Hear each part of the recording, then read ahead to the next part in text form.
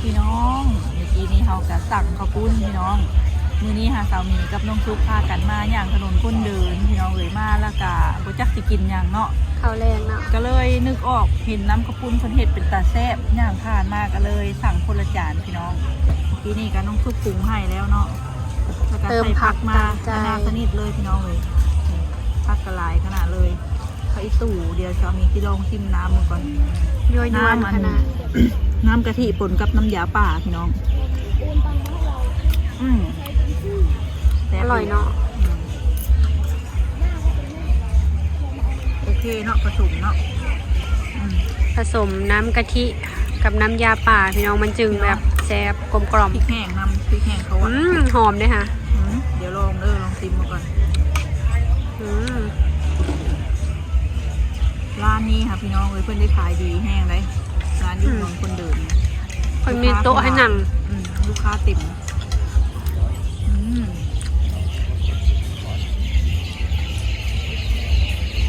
โต๊ะนั่งพี่น้อง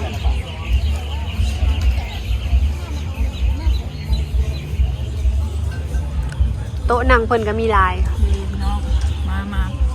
กินข้าวปุ้นน้ำสาวมีกับน้องสาวเด้อมาเลาะถนนคนเดินพี่น้องน้องซุกมารอบนี้ก็มาพอดีถึงเมื่อมีถนนคนเดิน แม่ง เขาก็เคยมาเลาะหลายเถื่อแล้วพี่น้องบางอย่างเขาก็ยังไม่เคยกินนะเขามาเลาะเห็นแล้วเขาก็อันใดเขาไม่เคยกินเขาก็ไม่เคยซื้อพี่น้องคือข้าวปุ้นนี่ก็คือเดียวนี่ครั้งแรก ครั้งแรกที่มานั่งกิน แม่นเขามาเลาะดูเขาก็มาเบิ้งพี่น้องเลาะเบิ้งซื่อๆนะไม่ค่อยได้กิน เราเบิ่งเลาะส้มเนาะ เบิ้ง ลองกินเบิ่งกระแซบอีหลี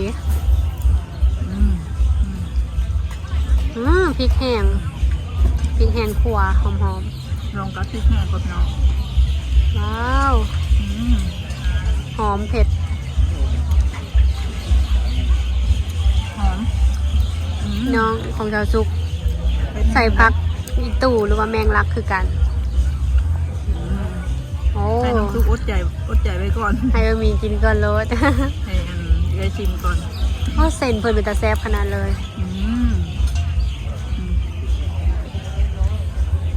ข้าวปุ้นในเข้ากันกับผักอีตูพี่น้องเสือบอกว่าตะกี้น้องซุกบอก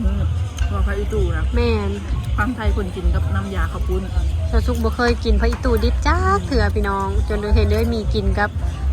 ข้าวปุ้นมือเฮามางานออกพรรษาจึงฮู้ ฟังไทยคนกินกับนะ ว่าเพิ่นนิยมกิน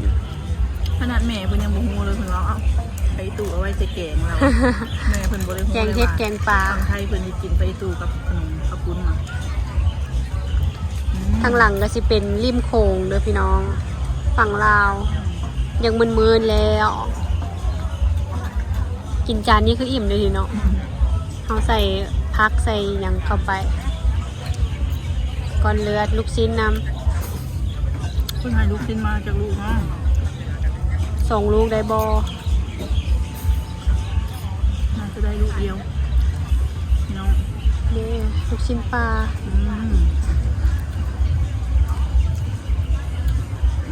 ข้าวปุ้นใส่เครื่องหลายๆก็แซ่บเนาะ แม่นคันฝั่งลาวเฮาสิใส่มักปีนำพี่น้อง แห้งแซ่บ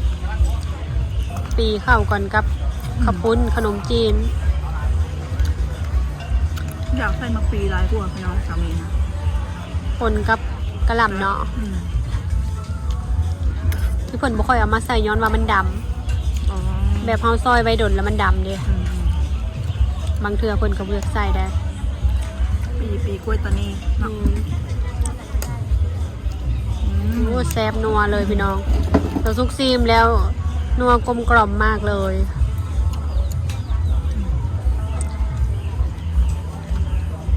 ถ้าพี่น้องวันนี้เบิกน้องซุกซิมบัดนี้จะมีซิมไปเพิ่นจะสิเบิดจานเนาะ ถ้วยซอซุกก็ใส่ใบแมงลักลายบ่แพ้ถ้วยมีได้พี่น้อง เพราะว่าลองกินแล้วคือว่าหอมเลยจะจัดเพิ่นจักบาทก่อนสบายดีเด้อพ่อแม่พี่น้องเบอร์สุขุสุคนมากินข้าวปุ้นหรือว่าขนมจีนเนาะ น้ำกันบ้านซอซุกเอิ้นข้าวปุ้นเดี๋ยวพี่น้องกินลูกชิ้นก่อน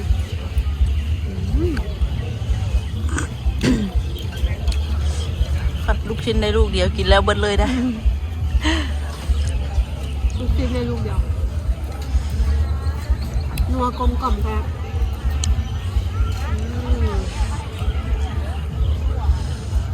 เป็นไรขปุนลาวขปุนไทย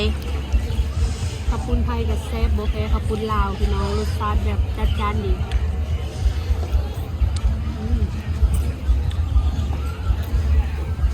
ที่สำคัญเพิ่นให้เติมพักบ่อันทางลาวเฮานี่เพิ่นบ่มีเด้ให้เติมพักเพิ่นแบบใส่ในถ้วยให้เลย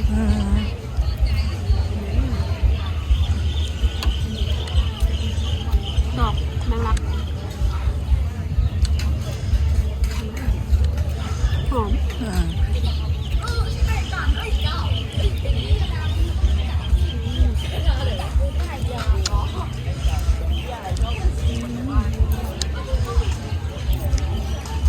เหงื่อเพิ่นก็สิมีผลมะขั่วเนาะ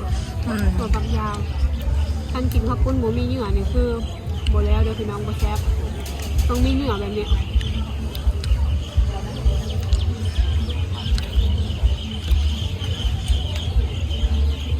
อยากไปกินร้านเจ๊ติ๊กโคตรผักอ๋อร้านดังในอันนะคะติ๊กต็อกนะป้าดพักคุณไปโกงเลยถูกใจมากพักคุณมาผักกับเนาะหลายเลยพักบ่อันเลยสำหรับคนที่มากินผักนี่ป้าก็ถูกใจแห้งแม่นพักกับพริกผงเพิ่นนะโอ้มีครบผัก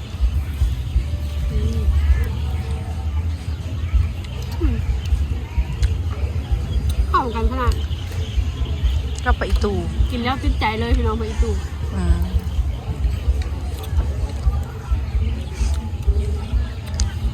ตะกี้บ่เคยรู้ว่ามันเข้ากันตะกี้พัดทวงเอ้ากินได้บ่วะเคยกินแต่กินซุกเนาะตะกี้บ่คิดว่ากินดิบ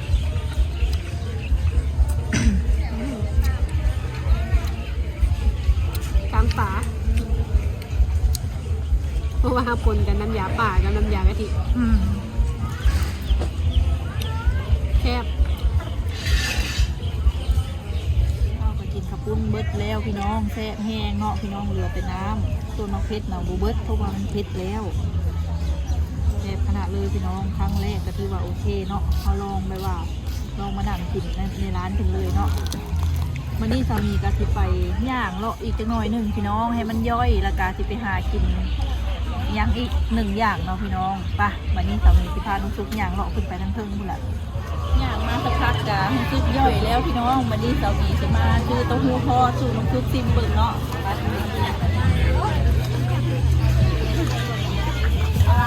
ให้หน่อยจ้ะ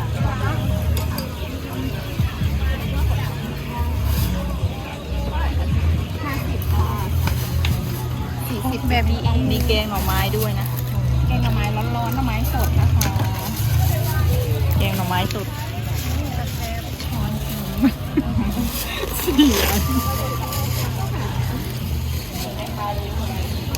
ไอ้หัวคืนบอกได้นะค่ะชาของคุณค่ะเด็กเอาเป้าถุงนึงน้ำจิ้มราดหรือแยกคะแยกจ้ะนี่เลยจะรอไหมเดินไหมเดินใช่ไหมเหนื่อยแล้วใช่ไหมวันนี้บอสร้างเลยสร้างเลยเอ็นน่าจะเอ็นไหนกันเยอะข้างหลังรถก็มีนะคะเห็นมันเยอะใช่ไหมชราใจใช่ไหมพี่ก็เดินไปไอ้นั่นแป๊บเดียวกลับมาเอาหมด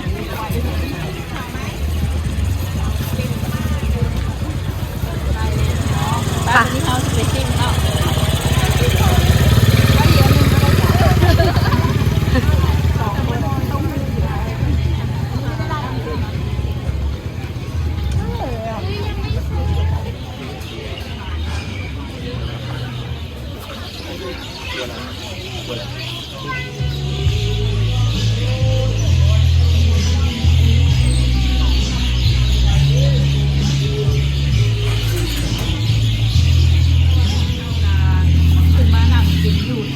ชั้น 2พี่น้องคือจังเคยพาน้องมานั่งเล่นกันเลยเนาะ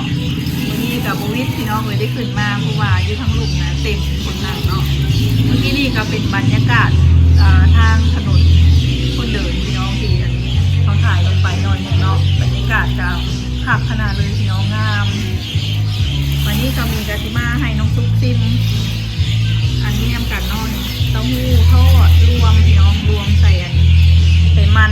โพดนี่เลย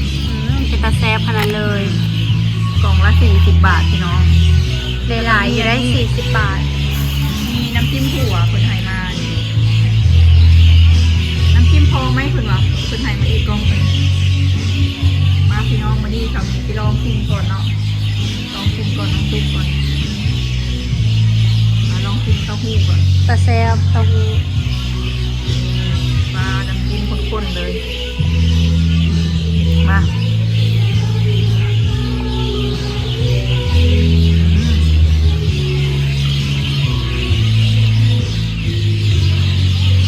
น้ำจิ้มถั่วกันนะลองเปรี้ยวหวานเผ็ดหอมถั่วลิสง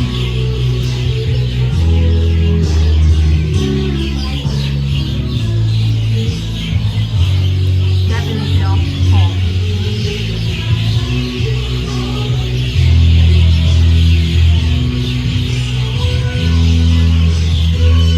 อันนี้เป็นข้าวโพดเนาะ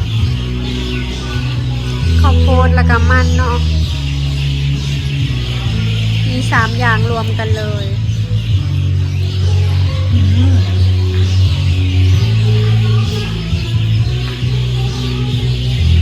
ครับ ยังมันเนาะ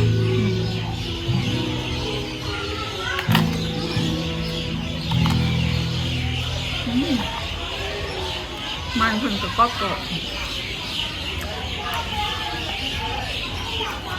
มันมีแกงหน่อไม้นำได้พี่น้อง ตาแซ่บเนาะ แกงหน่อไม้สดถุงละ50 บาท ได้บักหลาย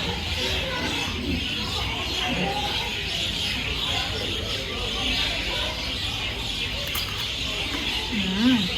กรอบขนาดเลย น้ำจิ้มแซ่บเพราะว่าเปรี้ยวหวาน เปรี้ยวมะขามอืม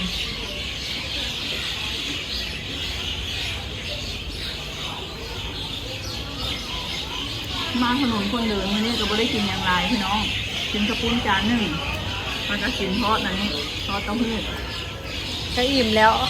อิ่มแล้วเพราะว่าเรายังกินมาหลายมื้ออยู่พี่น้องแถวๆนี้แหละแถวถนนข้าวปุ้นนี่แหละ บ่มีทางไปวนเวียนแถวนี้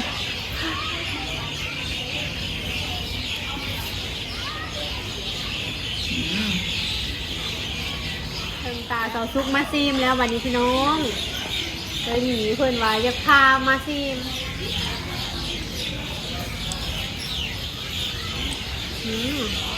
หอมมัน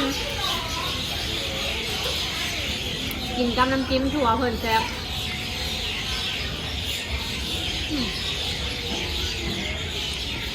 แซ่บ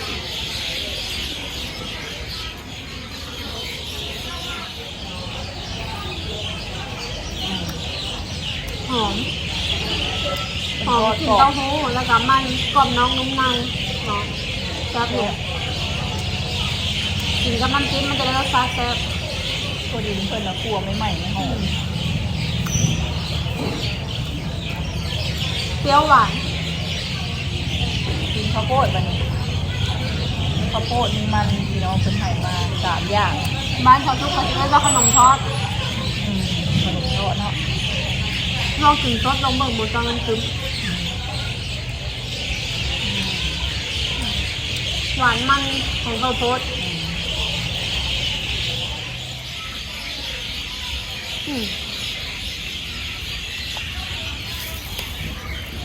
ข้าวโพดแซ่บแต่ทุกมาข้าวโพด อืมมันหอมเนาะ เต้าหู้มันอย่างมันโพด อืม มันแบบเลี้ยนกินบ่ได้หลาย อ๋อ ทอดมัน มันอมน้ำมันเนาะ มันกับบ่ได้อมหนึ่งแล้วมันมันของเต้าหู้เลยอะมันเผือก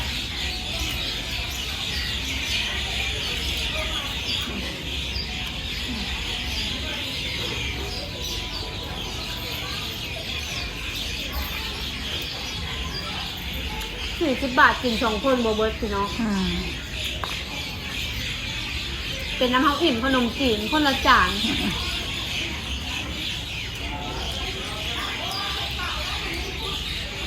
มื้อนี้กินขนมจีนกับอันนี้ก็คือ อิ่มขนาดเลยพี่น้องไม่ได้กินอย่างไรมัน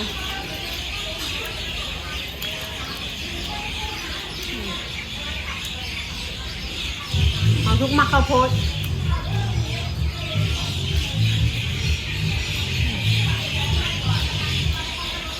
เผือกกับมันๆ มีความเค็มแบบของเผือกหน่อยหนึ่ง